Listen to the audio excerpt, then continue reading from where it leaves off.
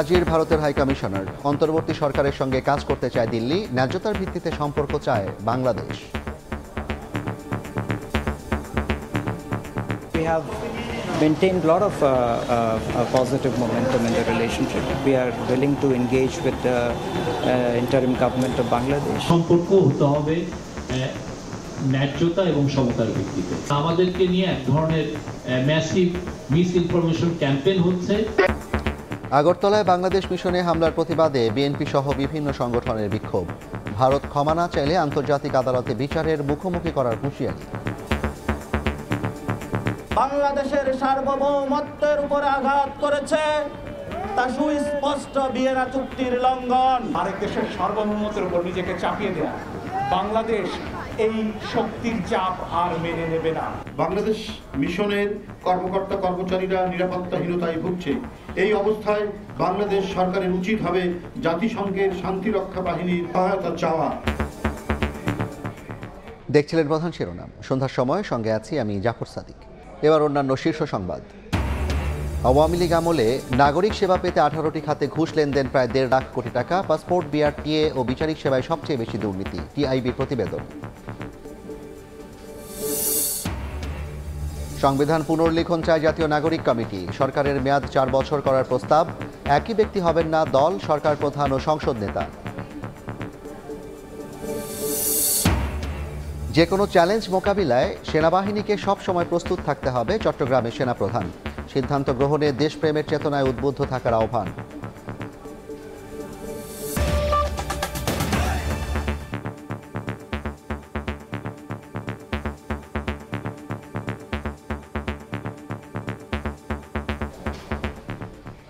আগরতলায় বাংলাদেশ মিশনে হামলার প্রতিবাদে ঢাকার তলবে পররাষ্ট্র মন্ত্রণালয়ের হাজির হলেন ভারতের হাই কমিশনার প্রণয় ভার্মা। বললেন, বন্ধুত্বপূর্ণ সম্পর্ক বজায় রেখে অন্তর্বর্তী সরকারের সঙ্গে কাজ করতে ইচ্ছুক নয়াদিল্লি। এদিকে হামলার ঘটনায় 7 জন আটক, 3 পুলিশ সদস্যকে বরখাস্ত ও এক জ্যেষ্ঠ কর্মকর্তাকে প্রত্যাহার করেছে দেশটি। আর নিরাপত্তাজনিত কারণে মিশনটির সব সেবা কার্যক্রম বন্ধ রেখেছে বাংলাদেশ। হাই কমিশনারকে তলব করে পররাষ্ট্র মন্ত্রণালয়। মঙ্গলবার বিকেল 4টায় শুরু হয়ে আধা ঘন্টা ধরে প্রণয় ভার্মার সঙ্গে বৈঠক করেন ভারপ্রাপ্ত পররাষ্ট্র সচিব রিয়াজ হামিদুল্লাহ। পরে সাংবাদিকদের প্রশ্নের জবাবে নয়াদিল্লির প্রতিনিধি বলেন, পারস্পরিক আকাঙ্ক্ষা বাস্তবায়নে এবং শান্তি, নিরাপত্তা ও উন্নয়নের স্বার্থে অন্তর্বর্তী সরকারের সঙ্গে ভারত কাজ করতে ইচ্ছুক। দুই দেশের বহুমাত্রিক সম্পর্ক একটি বিষয়কে কেন্দ্র করে স্থবির হয়ে পড়বে না বলেও মনে করেন তিনি। Multifaceted relationship, and as I've said, you cannot reduce it to one issue or one agenda. We are working across so many issues, and we really want to build a positive, stable, constructive relationship moving forward. There are so many things we are doing. There are so many interdependencies we have, and we want to build on those interdependencies to mutual benefit. And we will keep ensuring that our cooperation benefits our two peoples. ভারতের সঙ্গে বাংলাদেশের ন্যায্যতার ভিত্তিতে সম্পর্ক চায় বলে জানিয়েছেন প্রধান উপদেষ্টার প্রেস সচিব। বিকেলে ফরেন সার্ভিস একাডেমিতে সংবাদ সম্মেলনে তিনি বলেন, পরিকল্পিত অপপ্রচার চালানোর পরও প্রক্রিয়া মেনে প্রতিবাদ জানাচ্ছেন হাকাম। বিকেলে আনুষ্ঠানিক ব্রিফিংয়ে প্রধান উপদেষ্টার প্রেস সচিব বললেন, এইসব অপপ্রচারই বাংলাদেশের জনগণকে ভারতের কাঠগড়ায় দাঁড় করিয়েছে। তার দাবি, প্রক্রিয়া মাফিক প্রতিবাদ জানাচ্ছে ঢাকা। আমাদেরকে নিয়ে এক ধরনের ম্যাসিভ মিস ইনফরমেশন ক্যাম্পেইন হচ্ছে, সেটা পুরো আমাদের জাতিকে তারা একটা কাঠগড়ানোর, দাঁড় করানোর একটা অপচেষ্টা করছে। প্রেস সচিব বলেন, পরিস্থিতি পর্যবেক্ষণে প্রতিনিধি দল পাঠাতে বললেও তাতে সাড়া দেয়নি ভারত। তবুও বাংলাদেশ প্রতিবেশী দেশটির সঙ্গে বজায় রাখতে চায়। প্রফেসর ইউনূস কিন্তু নরেন্দ্র মোদীকে বলেছিলেন যে এই যে মাইনরিটি রিপ্রেশনের কথা বলা হয়, তো আপনি আপনাদের এখান থেকে সাংবাদিকদের উৎসাহিত করেন তারা যেন বাংলাদেশে আসে, ভিজিট করে, দেখে যায়, নিজেরা এটা অনুসন্ধান করে দেখুক কি আসলে হচ্ছে। গ্লোবাল হিউম্যান রাইটস অর্গানাইজেশনকেও আমরা আহ্বান করি যে আপনারা এসে দেখে যান কি হচ্ছে। ভারতের সাথে সুসম্পর্ক চাই, সুসম্পর্ক হতে হবে ন্যায্যতা এবং সমতার ভিত্তিতে। পরিস্থিতি উত্তরণে তাই জাতীয় ঐক্যের বিকল্প দেখছে না সরকার। এজন্য সমাজের বিভিন্ন শ্রেণী পেশার মানুষের সঙ্গে সিরিজ বৈঠক শুরু করছেন প্রধান উপদেষ্টা। আমাদের দেশকে নিয়ে আমরা সবাই মিলে সবাই ঐক্যবদ্ধভাবে আসলে এই মিস ইনফরমেশন ক্যাম্পেইনের বিরুদ্ধে আমাদেরকে নামতে হবে। পরিকল্পিতভাবে বাংলাদেশ বিরোধী অপপ্রচার চলছে বলেও জানান প্রেস সচিব। পুরো জিনিসটা আমরা দেখছি যে ইন্ডিয়া। আতাউর কাউসার, সময় সংবাদ, ঢাকা। আগরতলায় বাংলাদেশের সহকারী হাইকমিশনে হামলার প্রতিবাদে বিক্ষোভে উত্তপ্ত ঢাকা। নয়াপল্টনে বিক্ষোভ মিছিল করেছে বিএনপি। সংঘাতে উস্কানি দিয়ে ভারত বিভাজন তৈরির চেষ্টা করছে বলে মন্তব্য করেছেন নেতারা। ভারতে বাংলাদেশ মিশনগুলোর নিরাপত্তায় সরকারকে জাতিসংঘ শান্তিরক্ষী বাহিনীর সহায়তা চাওয়ার আহ্বান জানিয়েছেন দলটির সিনিয়র যুগ্ম মহাসচিব রুহুল কবির রিজভী। বাংলাদেশের মাটিতে কোনো বিদেশি দালালদের আস্ফালন আমরা আর বরদাস্ত করব না। বাংলাদেশের মানুষ ভারতীয় আধিপত্যবাদের বিরুদ্ধে লড়াই সংগ্রাম করে ইনশাল্লাহ এই দেশের স্বাধীনতা অক্ষুণ্ণ রাখবে। এর আগে দলটির কেন্দ্রীয় কার্যালয়ে সংবাদ সম্মেলনে বিএনপির সিনিয়র যুগ্ম মহাসচিব রুহুল কবির রিজভী আহমেদ অভিযোগ করেন, বাংলাদেশে সাম্প্রদায়িক বিভাজন তৈরির চেষ্টা করছে ভারত। বাংলাদেশের ভিতরে অস্থিতিশীলতা তৈরির জন্য মরিয়া হয়ে উঠেছে ভারত। এই বাংলার মানুষ কিন্তু কখনোই দিল্লির অধীনতা মানেনি। ভারতে বাংলাদেশ মিশনগুলোতে নিরাপত্তায় দ্রুত জাতিসংঘের শান্তিরক্ষী বাহিনী পাঠানোর দাবি জানিয়ে রিজভী বলেন, তাদের দেশে সাম্প্রদায়িক সহিংসতার জন্য মোদি মমতার নজর দেওয়া প্রয়োজন। কিন্তু চরম উগ্রবাদী বিজেপি যদি বাংলাদেশের বিরুদ্ধে যুদ্ধ ঘোষণা করতে চায়, তাহলে বাংলাদেশের দেশপ্রেমিক প্রতিটা মানুষ এদেশের স্বাধীনতা সার্বভৌমত্ব রক্ষায় রুখে দাঁড়াবে। এদিকে বাংলাদেশ মিশনে হামলাকে পূর্ব পরিকল্পিত উল্লেখ করে তীব্র নিন্দা জানিয়ে বিবৃতি দিয়েছেন বিএনপি মহাসচিব মির্জা ফখরুল ইসলাম আলমগীর। আহমেদ সালেহীন, সময় সংবাদ। আগরতলায় বাংলাদেশ মিশনে হামলার প্রতিবাদে রাজধানীতে বিক্ষোভ মিছিল করেছেন বিভিন্ন সংগঠন ও শিক্ষার্থীরা। ভারত ক্ষমা না চাইলে আন্তর্জাতিক আদালতে বিচারের মুখোমুখি করার হুঁশিয়ারি দিয়েছেন নেতারা। আমরা জানি প্রশ্নটা ধর্মের নয়, প্রশ্নটা এক সাম্রাজ্যবাদী শক্তি আরেকজনের উপর, আরেক দেশের সার্বভৌমত্বের উপর নিজেকে চাপিয়ে দেয়া। বাংলাদেশ এই শক্তির চাপ আর মেনে নেবে না। হিন্দুত্ববাদী যে সংগঠনগুলো বাংলাদেশের সার্বভৌমত্বের উপর আঘাত করেছে তা সুস্পষ্ট ভিয়েনা চুক্তির লঙ্ঘন। সকালে ঢাকা বিশ্ববিদ্যালয়ের মধুর ক্যান্টিনে সংবাদ সম্মেলন করে হামলায় জড়িতদের গ্রেফতার করে দ্রুত বিচারের দাবি জানায় সার্বভৌমত্ব আন্দোলন।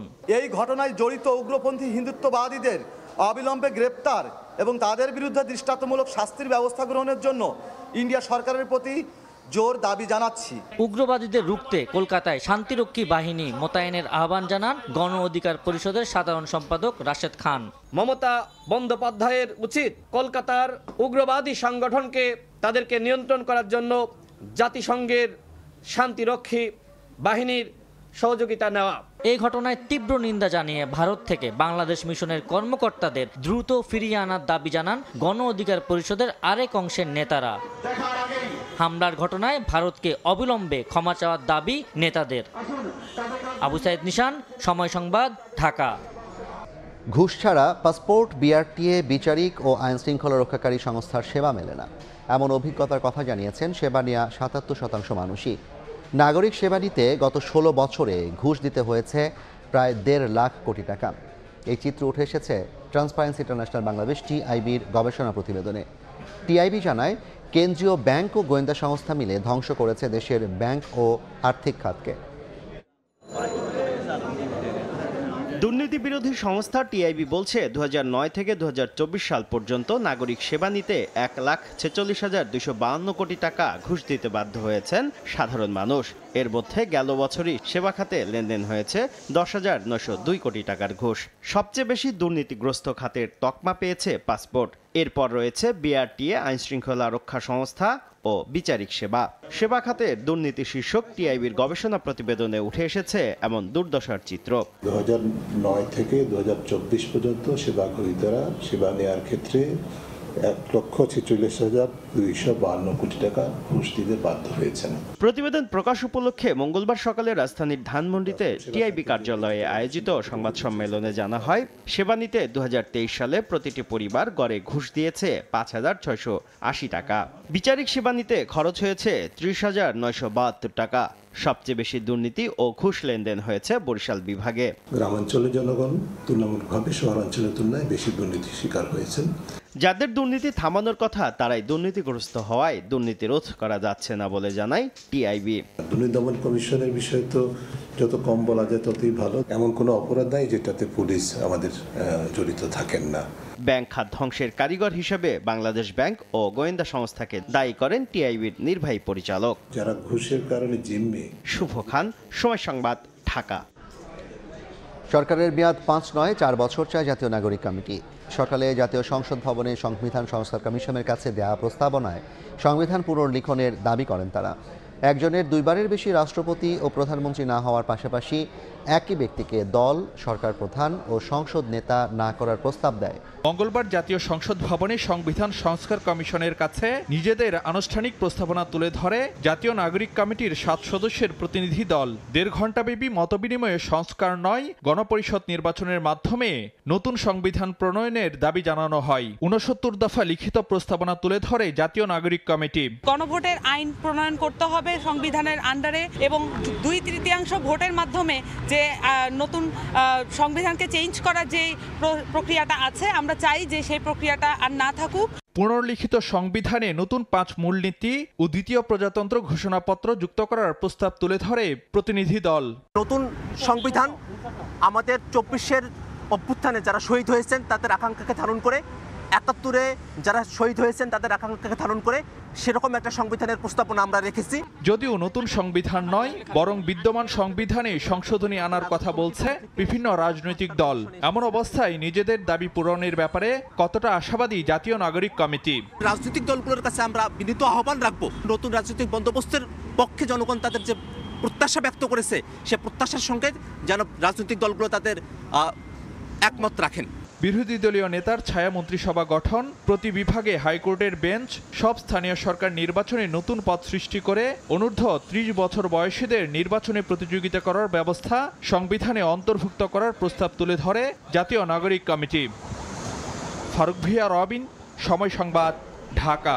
দেশপ্রেমের চেতনায় উদ্বুদ্ধ থেকে যে কোনো চ্যালেঞ্জ মোকাবিলায় সেনাবাহিনীকে প্রস্তুত থাকার আহ্বান জানিয়েছেন সেনাপ্রধান জেনারেল ওয়াকারুজ্জামান। চট্টগ্রামে মিলিটারি একাডেমি প্যারেড গ্রাউন্ডে শীতকালীন রাষ্ট্রপতি কুচকাওয়াজ অনুষ্ঠানে এ আহ্বান জানান তিনি।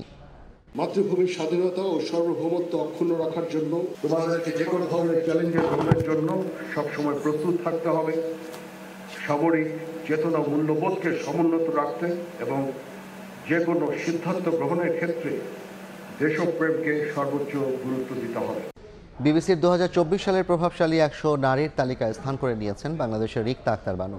প্রত্যন্ত অঞ্চলে বিশেষ চাহিদা সম্পন্ন শিশুদের জন্য যথাযথ শিক্ষা প্রদানের উদ্দেশ্যে স্কুল প্রতিষ্ঠা করায় এ তালিকায় জায়গা করে নিয়েছেন তিনি। পেশায় নার্স রিক্তা আক্তার কুড়িগ্রামের চিলমারী উপজেলার বাসিন্দা। প্রতিবন্ধী মেয়েকে প্রাথমিক বিদ্যালয়ে ভর্তি করতে না পারায় নিজের জমি বিক্রি করে স্কুল প্রতিষ্ঠা করেন তিনি। বর্তমানে তার স্কুলে 300 শিক্ষার্থী রয়েছে। এই উদ্যোগের মাধ্যমে রিক্তা সমাজের দৃষ্টিভঙ্গিতে ইতিবাচক পরিবর্তন এনেছেন।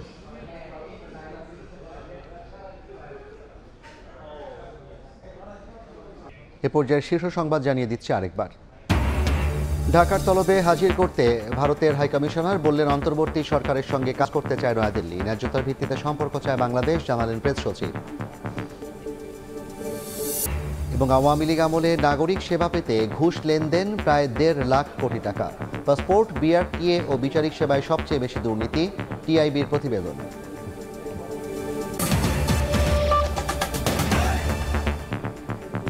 এই ছিল সন্ধ্যার সময়, সঙ্গে থাকুন সময়।